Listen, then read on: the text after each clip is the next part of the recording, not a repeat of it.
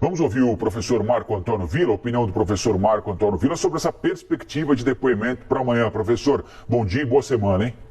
Bom dia, Colombo, bom dia a todas e todos que nos acompanham. Muito feliz com a goleada do Santos 4-3, então eu começo a semana com o pé direito. Vamos lá, apesar do pênalti estranho. A questão do depoimento do senhor Mauro Cid é fundamental. Claro que ele usa das garantias constitucionais e deve fazê-lo. Se eu fosse seu advogado de defesa, eu faria a mesma coisa. Dele é o primeiro depoimento público, como foi muito bem destacado.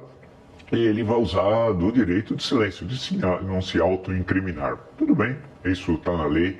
Agora, o celular dele é extremamente comprometedor, as mensagens trocadas. Ele era chamado lá de Sidão, né, por esse senhor coronel citado na reportagem, que estava cobrando o golpe de Estado. Ou seja, é possível inferir já hoje, mais de um semestre depois da tragédia, do dia da infâmia da República Brasileira, no dia 8 de janeiro, que havia uma grande conspiração envolvendo oficiais da ativa e da reserva.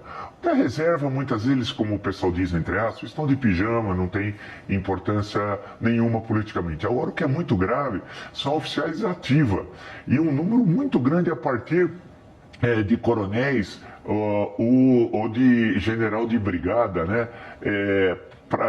Descendendo na oficialidade aos coronéis, assim por diante, que dava a impressão, pelas mensagens, e acho que até hoje, por isso que é necessário fazer um trabalho muito sério de recolocar as Forças Armadas, em especial o Exército, dentro da Constituição, com as suas tarefas constitucionais que são muito nobres, mas um desejo de golpe de Estado, né? E nós vimos o 8 de janeiro, a inércia inicialmente das Forças Armadas, em particular do Exército, e também durante os acampamentos, né, especialmente nos meses de novembro e dezembro, no ano passado. E tudo isso precisa ser devidamente esclarecido, e o será e está sendo. Claro que a CPMI, vamos só lembrar, ela tem uma esfera de recolher documentos, ela não tem uma esfera de prender, de julgar, nada disso. Ela encaminha o resultado do seu relatório ao Procurador-Geral da República, que deverá tomar ou não as suas providências. Por outro lado, corre em paralelo e, por fim, os processos e inquéritos que estão sendo investigados, ainda alguns não recepcionados pelo STF, sobre esses trágicos acontecimentos, especialmente do 8 de janeiro, além de fake news, etc, etc. Então, a questão que deve ocorrer, infelizmente para eles, mas felizmente para o Brasil democrático republicano, é que muitos desses oficiais da ativa deverão ser penalizados com penas e no limite poderá ocorrer, e não será a primeira vez na história do Exército Brasileiro, expulsos do Exército, né? Com todas as garantias constitucionais, né?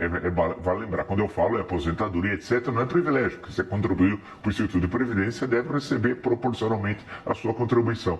Então teremos espetáculo sem isso. Agora, vamos lembrar que muita coisa ocorreu em CPIs, mesmo em momento que você tinha esse direito de silêncio. Alguma resposta, alguma pequena fala que você queira dizer o depoente, e aquilo detonar uma repercussão de fato. CPI é sempre uma surpresa. É a velha história repetindo um mantra. Sabe como começa, mas ninguém sabe como termina, né?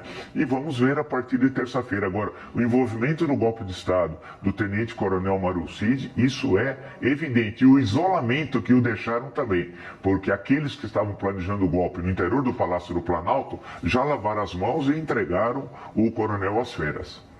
Professor, agora no sábado, no final de semana, nós completamos 6 meses do atentado, da tentativa de golpe, né? E várias autoridades fizeram manifestações, aquelas manifestações genéricas, né? Defesa da democracia, isso nunca mais vai voltar a acontecer. O presidente da Câmara, o ministro Alexandre de Moraes, olhando a reação em geral do país, das autoridades instituídas, da sociedade como um todo, o senhor acha que o país reagiu bem àquela tentativa de golpe, passados 6 anos depois? Tem a CPMI no Congresso Nacional, tem as denúncias apresentadas pela PGR ao Supremo Tribunal Federal. O senhor acha que o país, 6 meses depois, reagiu bem para evitar que algo parecido possa acontecer novamente, professor? Olha, apesar de todas as nossas críticas às instituições, especial o Judiciário, mais especial o Supremo Tribunal Federal, agiu bem. Nós estamos hoje, Colombo, em uma situação muito mais tranquila que estávamos, por exemplo, em dezembro, né? Hoje o país vive um clima de relativa tranquilidade e em que a política volta a se sobrepor à barbárie. Vide a aprovação da reforma tributária na Câmara dos Deputados na semana passada, que foi um momento aqui, nos comentários, no acompanhamento para e passo, feita pela CNN daquelas votações. Então isso é sinal já de maturidade política. A Constituição de 88, que eu sempre trago, esse é um exemplar até de um ex-ministro do Supremo Tribunal Federal, que tinha me encaminhado com muito orgulho, que eu tenho aqui, fico consultando, a questão que se coloca é que o país respondeu, tem os inquéritos, né, que estão sendo realizados, que são muito importantes, muitos deles nós não sabemos o teor, porque corre em sigilo de justiça. A ação foi fundamental de vários ministros, mas especialmente de um ministro, Alexandre de Moraes, que exerceu todas as suas atribuições legais. E eu faria uma lembrança em relação às postagens que você citou, a do ministro da Justiça, Flávio Dino, que teve naquele dia, entreveros, no dia 8, severíssimo, era um domingo, vale destacar, o presidente da República estava em Araraquara, visitando a cidade depois de uma inundação terrível, tal, e foi o Brasil e ele, todos nós surpreendidos pela tentativa de golpe. Ele foi muito duro, porque ele estava em Brasília, foi ao comando-geral do Exército, o então comandante não agiu da forma correta, tanto que depois acaba vendo as substituições, né, que é de conhecimento de todos.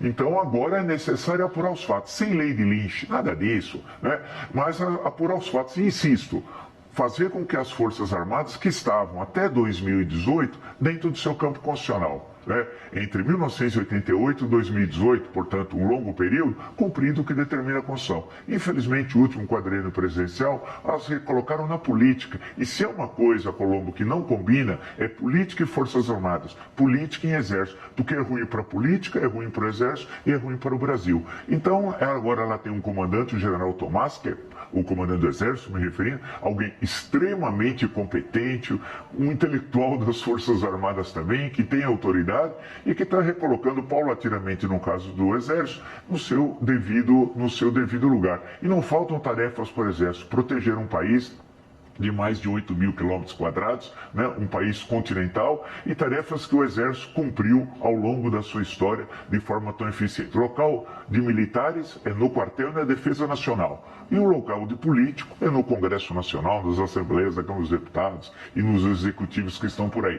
Quer dizer, cada um volta ao seu quadrado, numa linguagem popular. Eu acho que isso está sendo feito paulatinamente. E não devemos, no término, concluindo, das apurações, empurrar a sujeira, entre aspas, para baixo da pete. Não. Quem for culpado tem de cumprir. Quem não for, volta à vida normal.